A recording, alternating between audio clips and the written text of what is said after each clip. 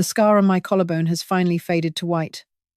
Most people would not even notice it anymore. But every morning, when I button my blouse, I notice it. I always will. It will stay with me until the very end of this story. My name is Martha. I am 67 years old. I spent 32 years working as a registered nurse, and I raised my children mostly on my own after my husband passed away. I paid off my home on Oak Ridge Drive 10 years ago. I tell you all of this not to brag, but because I want you to understand who I was before Thanksgiving of last year. I want you to understand what I had built, and what my daughter and her husband almost took from me. Over 19 months, they secretly moved $64,500 out of my savings. I trusted them, and they used that trust to dismantle my only financial security. Before I tell you about the moment my own daughter walked out of the house while I was lying hurt on the kitchen floor, please take a moment to leave a comment and tell me what city or state you are watching from. I read every single one of them. Also, please note, while this story is a dramatization created to share these lessons clearly, the message and the warnings about protecting your legacy are very real and very important for us all. Thank you for being here with me. Let me tell you about the house on Oak Ridge Drive. It is a quiet street, lined with old maple trees that turn a deep, burning red every October. My house is a modest, two-story colonial, with a wide front porch and a swing that still creaks just a little bit when the wind catches it. To most people, it is just a building. But to me, it was my victory. It was the physical proof that I had survived. I bought this house with my husband, Robert, back when the trees were just saplings. We had so many dreams for this place. But life, as it often does, had other plans. When Robert passed away, I was only 35 years old. I was left with 2 young children, a mountain of medical bills, and a mortgage that felt like a heavy stone around my neck. Everyone told me to sell. They told me to move into a small apartment in the city. They said a single mother on a nurse's salary could never keep a place like this. But I looked at my children playing in the backyard, and I knew I could not let it go. This was their home. This was the only place where they could still feel their father's presence in the quiet corners of the rooms. So I worked. For 22 years, I worked more double shifts at the hospital than I can count. I became a creature of the night. I would leave the house while the world was going to sleep, and I would return just as the sun was peeking over the horizon. I remember my hands from those years. As a registered nurse, I had to wash my hands dozens of times every single shift. The hospital soap was harsh. The antiseptic was even harsher. My skin was always dry, always tight. By the time winter arrived, my knuckles would crack and bleed. I remember sitting at this very kitchen table at 3 o'clock in the morning, rubbing thick ointment into my palms, trying to soothe the sting. My hands were rough. They were tired. They were the hands of a woman who was determined to own the ground she stood on. 10 years ago, I walked into the bank and made the final payment. I remember the feeling of that pen in my hand. I remember the silence of the drive home. When I pulled into the driveway and looked at the porch, I didn't see a mortgage anymore. I saw freedom. I saw a legacy. I kept this house in perfect repair. I painted the shutters myself. I tended to the garden until the roses were the envy of the neighborhood. I did all of it because I wanted my children to have a foundation. I wanted Sarah to know that no matter what happened in her life, she would always have a place to come home to. I thought I was building a future for her. I thought this house was a gift I was preparing to hand down. I never imagined that the very person I was working for would be the one to try and tear the foundation out from under me.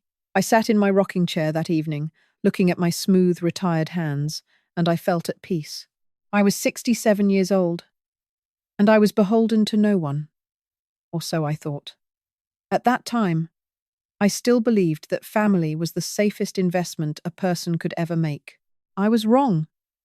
Trust is a very expensive thing, and I was about to pay the highest price of all. Sarah was my morning sun.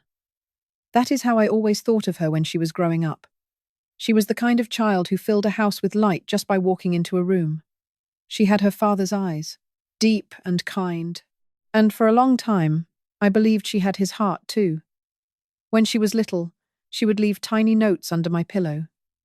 They would say things like, "I love you, oh you mommy," or "You are my best friend." She would spend hours in the backyard picking wild daisies and bringing them to me in a glass jar. Those are the memories I tucked away in the pockets of my soul. I held on to that version of her for decades. I held on to it even when the light in her started to dim. Then came the change. And that change had a name. His name was Jeff. They met about 7 years ago at a business conference. Sarah was working in marketing back then, and Jeff sold commercial insurance. I remember the first time she brought him to the house on Oak Ridge Drive. He drove a black German car that was far too expensive for his salary. He wore a suit that was a bit too sharp, and he had a handshake that felt like he was trying to win a contest. He had this loud, booming laugh. The kind of laugh that comes from a man who has never been told no. I sat there on the porch, watching him charm my daughter. He talked about big deals and high stakes.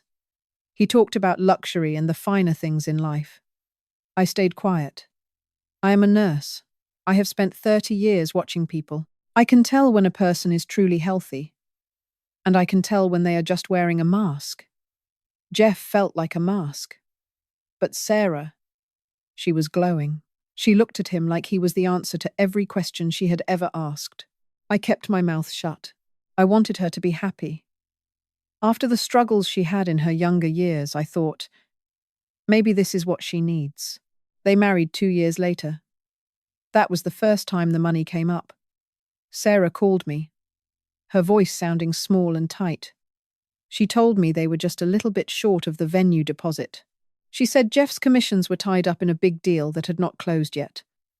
She asked for $5,500. She promised they would have it back to me by the end of the month. I did not hesitate. Not for a second. She was my daughter. I went to the bank, withdrew the money, and handed her the check. I remember the way she looked at me when I gave it to her. She looked relieved, almost like she was a little girl again, and I had just fixed a scraped knee. That look was worth every penny to me. But the month passed, then another. The money never came back. I did not ask for it. I told myself that a mother's love does not come with an invoice. That was when I started the notebook. I have a small notebook in my nightstand drawer. It is one of those old-fashioned ones with the black and white marbled cover. It looks like something a student would carry to a science class. To me, that notebook is a piece of my professional life. In the hospital. If it is not charted, it did not happen. That is what they tell every new nurse. We record the vitals. We record the medications. We record the truth. It is how I understand the world. I did not start the notebook because I was angry. I started it because I wanted to keep track of the help I was giving my child. I wrote it all down in my neat, careful handwriting. February, $1,200 for a car repair. July, $800 for Sarah's dental work. The following March, $2,200 was needed because Jeff's freelance projects had slowed down and they were behind on their electric bills. Every time Sarah called, the story was different, but the ending was always the same. They were right on the edge of a big breakthrough. They were so close to being wealthy. They just needed a little bridge to get them to the other side. And I was that bridge. I was happy to be that bridge. I began to notice a pattern in Jeff. He was always talking about money, but he never seemed to have any. He talked about investments and market trends, but his shoes were scuffed, and his credit cards were often declined at dinner. He had a way of making Sarah feel like their struggles were everyone else's fault. It was the economy. It was his boss. It was bad luck. And Sarah, my sweet Sarah, she started to change. She stopped leaving notes. She stopped calling just to say hello. Now, the phone only rang when there was a crisis. A missed payment. A broken appliance. An unexpected bill. I started to feel less like a mother, and more like a safety net. But I kept writing in my marbled notebook. By the end of that year, the total was over $15,000. These were the amounts I knew about. These were the amounts I had agreed to give. I thought I was being a good mother. I thought I was protecting her. What I did not know, what I could not even fathom, was that Jeff was looking at me and seeing something other than a mother-in-law. He did not see the woman who had worked double shifts to pay for that house. He did not see the woman who had cared for his wife when she was a baby. He saw a bank. He saw an old woman with a retirement account that was just sitting there, waiting to be used. I would sit in my living room, stroking my dog's ears, and I would feel a sense of pride that I could help them. I would look at that marbled notebook and think, I am so glad I have this to give. I felt secure. I felt like I was in control of my life. I did not realize that the stranger in my family had already found a way into my safe. I did not realize that my daughter was helping him turn the key. The requests for money started to feel more like demands. Jeff would talk about how much they were doing for me. He would mention how they were the ones who would take care of me when I got older. He made it feel like my money was already theirs, and I was just holding on to it for a little while. I should have listened to that quiet voice in my head. The nurse in me. The one who knows when a patient is hiding a symptom. She was trying to tell me something. She was pointing at the way Jeff's eyes moved when I talked about my savings. She was pointing at the way Sarah wouldn't look me in the eye when she asked for a check. But I chose to be a mother instead of a nurse. I chose to believe in the little girl who picked daisies, instead of the woman who was standing in front of me. I closed my marbled notebook and tucked it back into the drawer. I felt a small shiver, a cold breeze that had nothing to do with the weather. It was the first sign of the winter that was coming, a winter that would start on a Tuesday afternoon and end on a kitchen floor, covered in the ruins of a Thanksgiving dinner. I was about to learn that the most dangerous strangers are the ones you invite to your own table. They say that when you spend your life as a nurse, you become a bad patient. We are too observant. We know too much about what can go wrong. But as I entered my late 60s, I realized that even a nurse cannot escape the slow, steady march of time. My body was tired. About 2 years ago, I had to undergo a procedure. It was a minor surgery, nothing life-threatening, but it was the first time I felt truly vulnerable in my own home. The recovery was slow. I spent a lot of time on the sofa in the living room, wrapped in a quilted blanket that my mother had made for me years ago. I felt heavy. The anesthesia lingered in my system like a thick, grey fog. It made my thoughts feel slow. It made the world feel like it was moving just a little bit faster than I could keep up with. That was when Sarah started coming over every day. She brought soup. She fluffed my pillows. She sat on the edge of the sofa and stroked my hair, just like I used to do for her when she had a fever as a little girl. I felt so much gratitude. I felt blessed. I remember thinking, Martha, you did something right. You raised a daughter who is here for you when the world gets dark. One afternoon, the sun was streaming through the curtains, and I was feeling particularly hazy from the pain medication. Sarah sat down beside me with her laptop. She told me, Mom, we really need to get your banking moved online. She said it would make my life so much easier. She told me I would not have to worry about walking to the mailbox in the winter or driving to the bank when I was feeling weak. I was hesitant. I am a woman of paper and ink. I like the feel of a bank book in my hand. I like to see the teller's face. But Sarah was so persistent. She was so kind about it. She said, Mom, let me handle the tech stuff. You just focus on getting your strength back. I will set it all up, and then I will show you how to use it. I leaned back against the pillows and watched her. Her fingers moved so quickly over the keys. Click, click, click. It was a rhythmic, soothing sound. I watched her profile in the sunlight.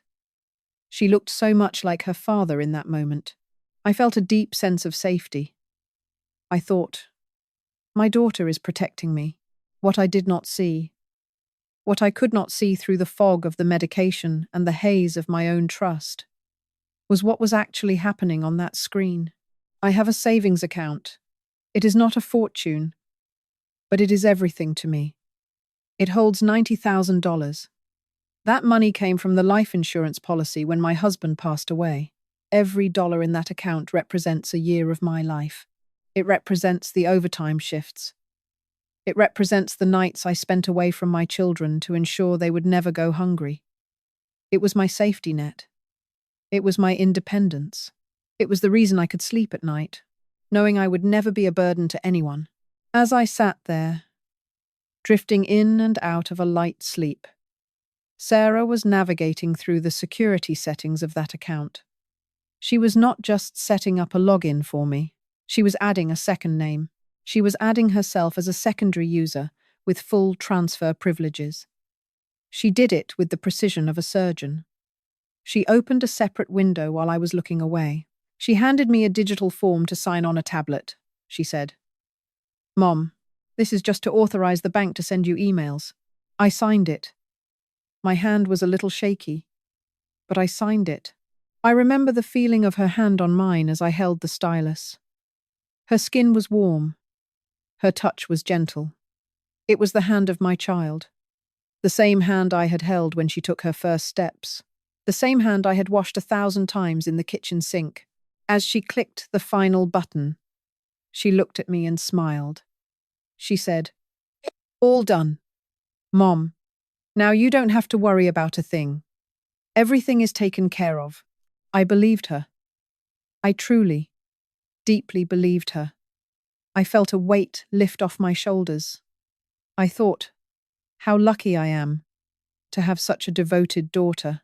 For the next 19 months, that false devotion was a mask. Every time she brought me a coffee, she was checking the balance. Every time she asked me how I was feeling, she was calculating how much more she could take before I noticed. She used my own vulnerability as a doorway. She waited until I was weak, until I was tired, until I was lulled into a sense of security by the very person I had brought into this world. I sat in that house, feeling loved, while my daughter and her husband were systematically emptying my life's work. They were using my $90,000 to fund a life they had not earned. They were buying things they did not need, with money that was meant to keep me safe in my old age. The contrast is what haunts me now. The memory of her gentle hands on the laptop, and the cold, calculated betrayal happening behind the screen. It was a trap. It was a trap built out of soup and blankets and soft words. I thought I was being cared for, but I was being harvested. It was a Tuesday afternoon in November. The sky was that dull, heavy grey colour that only comes to the Midwest right before the first snow. I was sitting at my kitchen table, the one with the worn edges where I have eaten my breakfast for 30 years. I was drinking a cup of tea and watching the birds at the feeder. It was a normal day, a quiet day. Then the phone rang. I saw the name on the caller ID. It was Mr. Henderson. He has been my accountant for 15 years. He is a man of few words, a man who deals in facts and figures. He is not the kind of man who calls just to chat. When I answered, his voice sounded different. It was hushed. It was careful. He asked me if I had a moment to talk about my year-end tax planning. I told him. "Of course. George, what is on your mind?" He cleared his throat. He said, "Martha, I was going through your investment statements to prepare for the new year, and I noticed a series of outgoing transfers. I wanted to make sure you were aware of the volume." I felt a small, cold flutter in my chest. I said, "Well, I gave Sarah some money for her car, and a few other things. It should all be in my records." There was a long silence on the other end of the line. I could hear the sound of papers rustling. "Martha," he said softly, "these transfers are not for car repairs. Since last spring, there have been regular withdrawals. They started small, $800, $1,000, but they have become more frequent." My heart began to thud against my ribs. I reached for my marbled notebook in the kitchen drawer. I opened it to the last page. I said, George read me the dates. He started reading. April 14th, $1,200. May 2nd, $900. June, July, August. The list went on and on. As he spoke, I began to write. I wrote the numbers down in my notebook, but my hand, my steady nurse's hand, began to shake. The pen skidded across the paper. The numbers were jagged. They were ugly. George, I whispered. What is the total? I heard him take a breath. $64,500.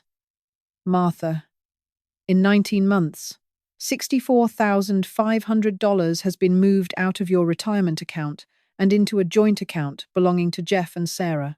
The world seemed to tilt. I felt the air leave the room. $64,500. That was more than half of everything I had. It was my safety. It was my dignity. I thanked George and hung up the phone. I did not move. I sat there at that table while the tea in my cup grew cold. I looked at the numbers in my notebook. 19 months. I began to look back through the calendar of my mind. 19 months. That was the Thanksgiving we all spent together last year. That was the Sunday we went to the park. That was the day Sarah brought me those flowers for no reason. Every smile. Every hug. Every "I love you, Mom," during those 19 months was a lie. They were stealing from me. While they were looking me in the eye, they were sitting at my table, eating my food, and planning the next transfer. I felt a wave of nausea. I thought about Sarah as a little girl. I thought about the way she used to hold my hand when she was scared. Where did that girl go? When did she decide that her mother was just a bank account to be drained? I wondered about Jeff. I could see his face in my mind. That arrogant, booming laugh. I could imagine him sitting at his computer, watching the money move. I could imagine them talking about it in bed, deciding if they could take another 1,000 this month. The betrayal felt physical. It felt like a weight on my chest that made it hard to breathe. I did not call her. I did not scream. I did not cry. Not yet. I walked into the living room and turned off the lights. I sat in my recliner in the dark. My dog, Buddy, came over and put his heavy head on my knee. He knew something was wrong. I stroked his ears, over and over, and I listened to the sound of the clock ticking on the wall. Tick, tick, tick. Every second was a reminder of the time I had lost. Every tick was a reminder of the trust I had wasted. I began to ask myself the questions that every parent asks when their child goes astray. Where did I fail? Was I too generous? Was I too easy on her? Did I teach her that the world owed her everything? I looked back at my life. I had worked so hard. I had given so much. And in the end, the person I loved most in the world had treated my life's work like it was trash. I sat there for hours. The house grew cold. The shadows stretched across the floor. I decided then, in the silence and the dark, that I would not let them win. I would not be the victim they thought I was. They thought I was an old woman who would be too embarrassed or too weak to fight back. They thought I would value the appearance of a happy family more than my own survival. They were wrong. I picked up my marbled notebook. Kay and I held it to my chest. It was the only thing that held the truth. I decided I would wait. I would wait until Thanksgiving. I would wait until we were all in this house, the house I had paid for with my own blood and sweat. I would look at her face, and I would know. The trust was dead. It had died on a Tuesday afternoon at a kitchen table, but Martha was still here, and I was going to make sure they knew that I was not going anywhere. I stood up and walked to the kitchen. I washed my cold teacup. I dried it. I put it away. I was a nurse. I knew how to handle a crisis. I knew how to stay calm when everything was falling apart. I went to bed, and for the first time in 19 months, I saw the world exactly as it was. It was a cold, hard place. But I knew how to survive the cold.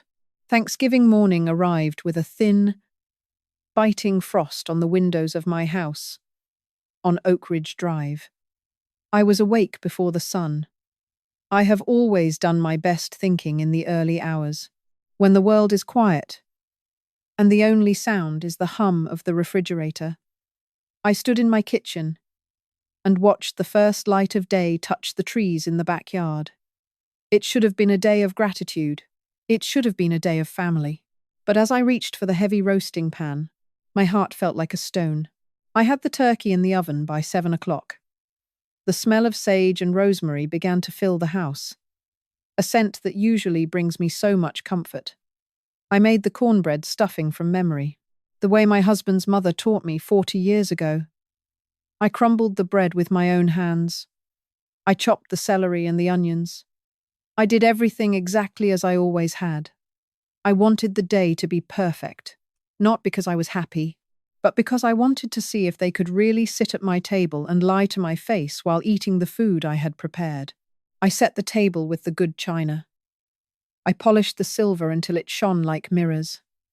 I folded the linen napkins into sharp points. As I worked, I thought about the marbled notebook in my nightstand drawer. I thought about T64 $1,500. I thought about the 19 months of betrayal. At noon, I heard the heavy rumble of Jeff's truck in the driveway. My stomach tightened. They came in through the back door, the way they always did. They were stomping the dead leaves off their shoes and laughing. Jeff was complaining loudly about the traffic on the interstate. He sounded so normal. He sounded so innocent. Sarah walked over to me and hugged me. She leaned in and pressed her cheek against mine. She smelled like the same perfume she had worn since her college days. It is a light, floral scent, something like lilies and vanilla, for 20 years. That smell meant my daughter was home. It meant safety. It meant love. But that day, as I stood there, in her embrace, the scent made me feel cold. It felt like a mask. I held on to her for just a half second longer than usual, searching for some sign of the girl she used to be. But she didn't notice. She just pulled away and asked if the gravy was ready. We sat down to eat.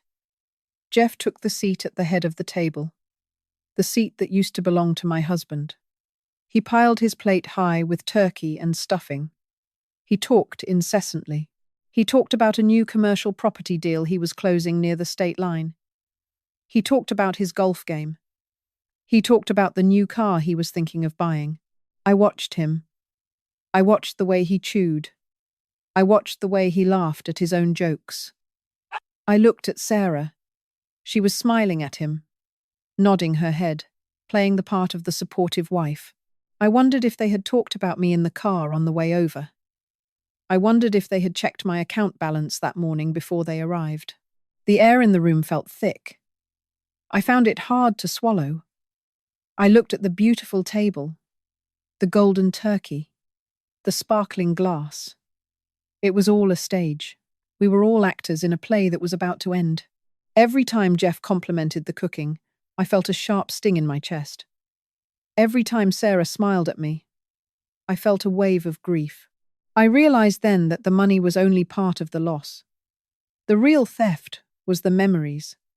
They had stolen the past 19 months of my life.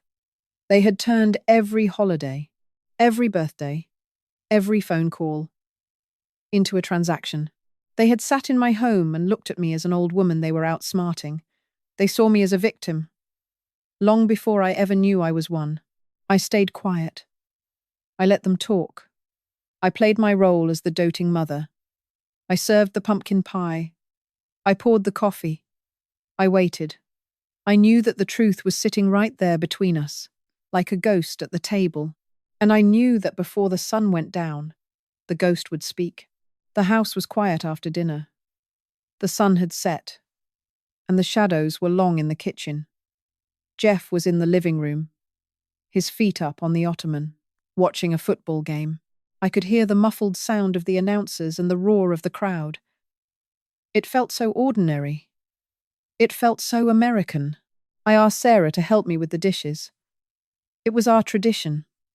We stood side by side at the sink, just as we had done 1,000 times before. I washed, and she dried. I waited. I waited until her shoulders had dropped. I waited until she began to hum a little tune under her breath. I wanted her to be comfortable before I broke the world apart. I spoke quietly. I did not turn to look at her. I said, I spoke to George Henderson last week about my investment account. The humming stopped instantly. The only sound was the splash of the soapy water. He found some transfers, I continued. $64,500. Sarah. Over 19 months. All of it moving into an account with Jeff's name on it. I kept washing the dish in my hands. I could feel her staring at the side of my face. The silence lasted for a long time. Finally, she spoke. Her voice was careful, rehearsed. She said, Mom, you don't understand. I turned to look at her then. I said, I am not asking you to explain it. Sarah, I am telling you that I know. She didn't cry. She didn't apologize. Instead, she put the dish towel down and walked into the living room. She called for Jeff. Jeff came into the kitchen. He did not look guilty. He looked angry. He looked like a man who had decided that the best defense was a brutal attack. He stepped into my space. He told me I was confused. He told me that my memory was failing. He used the word elderly. He said, Martha, you are getting elderly. You probably agreed to this months ago and forgot. I felt a cold fire rise up in my chest. I have been a nurse for over 30 years. I have managed trauma wards. I have kept people alive in the middle of the night. My mind is sharp. My memory is clear. I told him. My memory is perfectly intact. Jeff. And I know exactly what you have done. He stepped closer. He was looming over me now. Sarah was standing in the doorway. I looked at her. I was waiting for her to say something. I was waiting for her to tell him to stop, but she stayed silent. She looked away. Jeff grabbed my arm. It was not a gentle touch. He gripped my upper arm with his thick fingers and tried to move me aside. He treated me like I was an object in his way. I pulled back. I tried to wrench my arm away from him. He grabbed harder. He twisted. I heard a sound in my shoulder. It was a wet, sickening pop. I hope I never hear a sound like that again, as long as I live. The pain was immediate. It was white and hot. It felt like a bolt of lightning had struck my collarbone. I gasped, and then I was falling. I hit the counter, and then I hit the floor. I landed hard on the linoleum. My shoulder felt like it was on fire. The pan of cornbread stuffing fell off the counter and landed beside me. The room was spinning. Jeff did not reach down to help me. He did not ask if I was okay. He looked at Sarah and said, We are leaving. Now. I lay there on the floor, my face against the cold tile. I watched Sarah's shoes.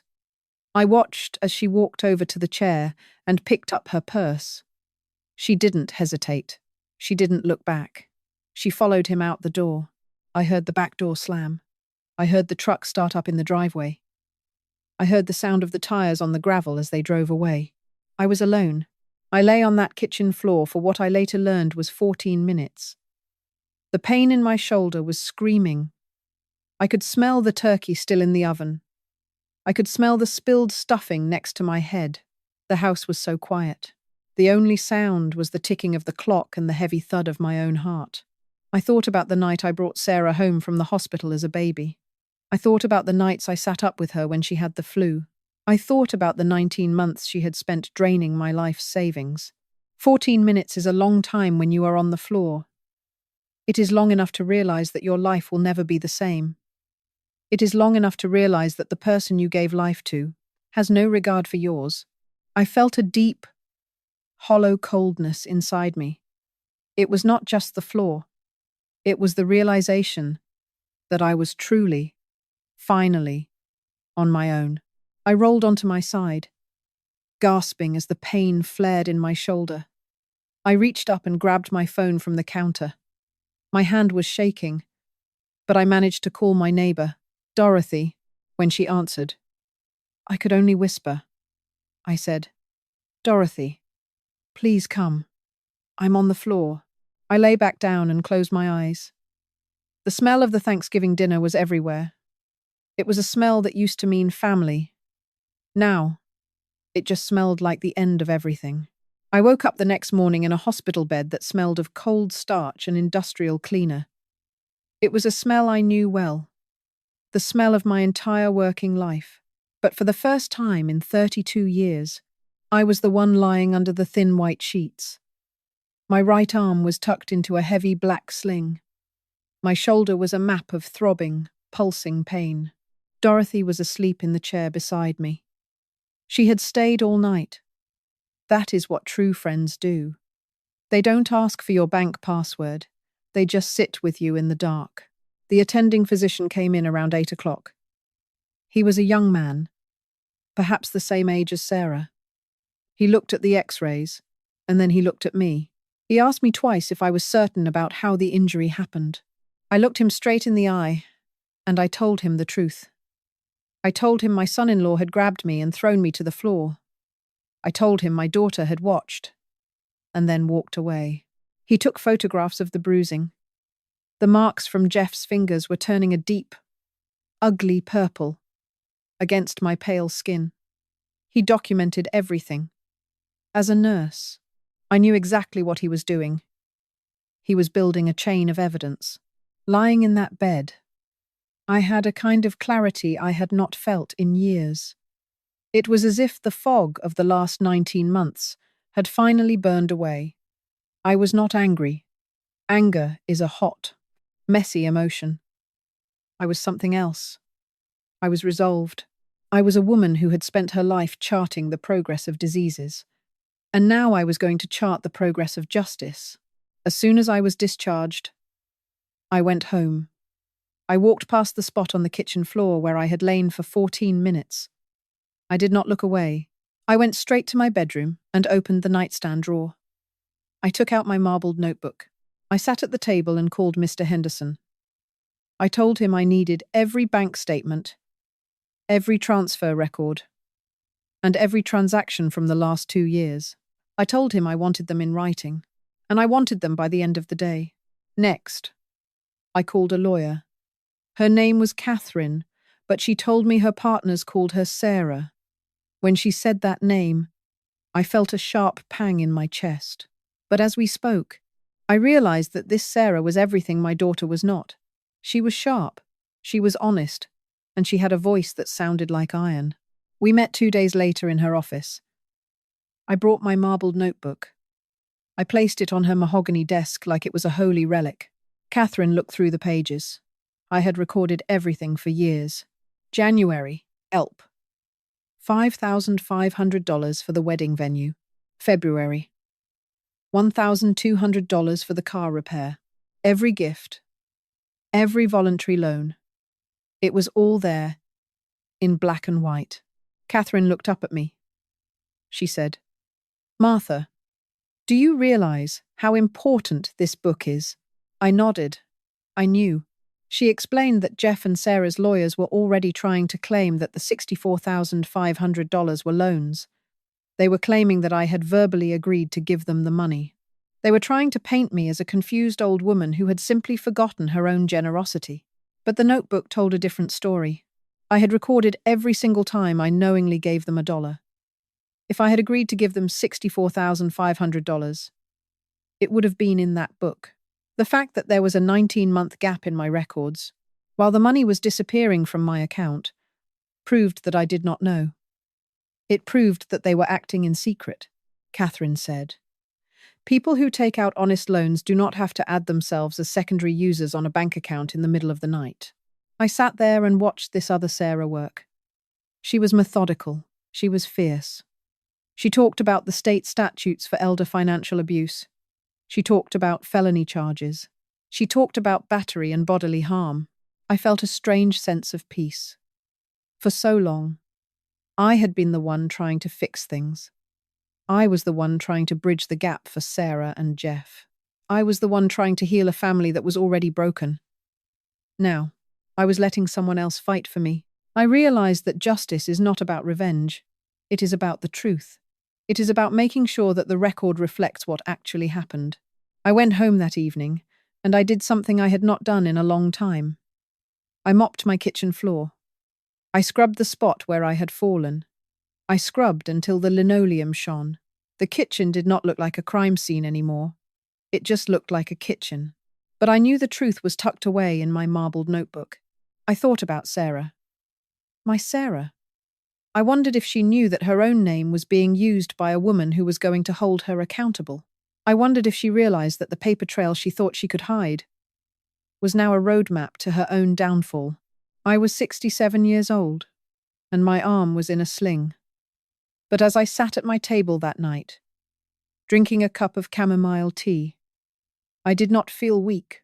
I felt like a woman who had finally found her voice. The notebook was more than just a list of numbers. It was my witness. It was my testimony. It was the proof that even when I was at my most vulnerable, I was still a woman who paid attention. I looked at my hands.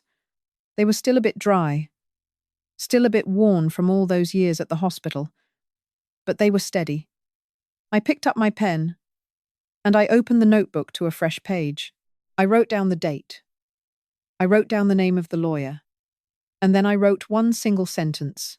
Today, I stopped being a victim. I closed the book, and I went to sleep. For the first time in 19 months, I did not have to worry about what was being taken from me in the dark. The light was finally coming, and I was ready for it. The day of the sentencing arrived with a heavy, grey rain that washed over the city. I sat in the front row of the courtroom, wearing my best navy blue suit and the pearl necklace that Robert had given me for our 20th anniversary. I sat very still. My right shoulder still ached when the weather changed, a dull reminder of that evening on the kitchen floor. But my mind was clear. I watched Jeff and Sarah enter the room. They did not look like the confident, booming couple who had stomped into my kitchen on Thanksgiving. Jeff looked smaller. His expensive suit seemed to hang loosely on his frame, and he wouldn't look in my direction. Sarah was pale. She kept her head down, her hands fidgeting with a crumpled tissue. The prosecutor was a woman who reminded me of the head nurses I used to work with. She was calm, precise, and she did not waste a single word. She presented the evidence with a steady hand. She showed the bank records. She showed the photographs of my injuries. And then she called Jeff to the stand. The moment that stayed with me, the moment that I think about every night before I go to sleep, was when she looked Jeff in the eye and asked a single, simple question. She asked him, "When you left the home on Oak Ridge Drive that evening, was the victim standing, or was she on the floor?" The silence in the courtroom was so heavy, I could hear the ticking of the clock on the wall. Jeff looked down at his hands. He shifted in his seat. He cleared his throat, but no sound came out. The prosecutor asked again, "Was she standing, or was she on the floor?" Jeff whispered. "She was on the floor." "And did you call for help?" she asked. "No," Jeff replied. "Did your wife call for help?" "No," he said again. That was the moment the mask finally fell away for everyone to see. In that one word. No. The entire history of their betrayal was laid bare. They had left a 67-year-old woman, their own mother, injured and alone on a cold floor because they were more concerned with their own escape than her life. The judge did not show them any mercy. He spoke about the sanctity of the bond between a parent and a child. He spoke about the cruelty of financial exploitation. He sentenced Jeff to 4 years in prison for battery and elder financial abuse. He ordered full restitution of the $64,500. Sarah was convicted on the financial charges.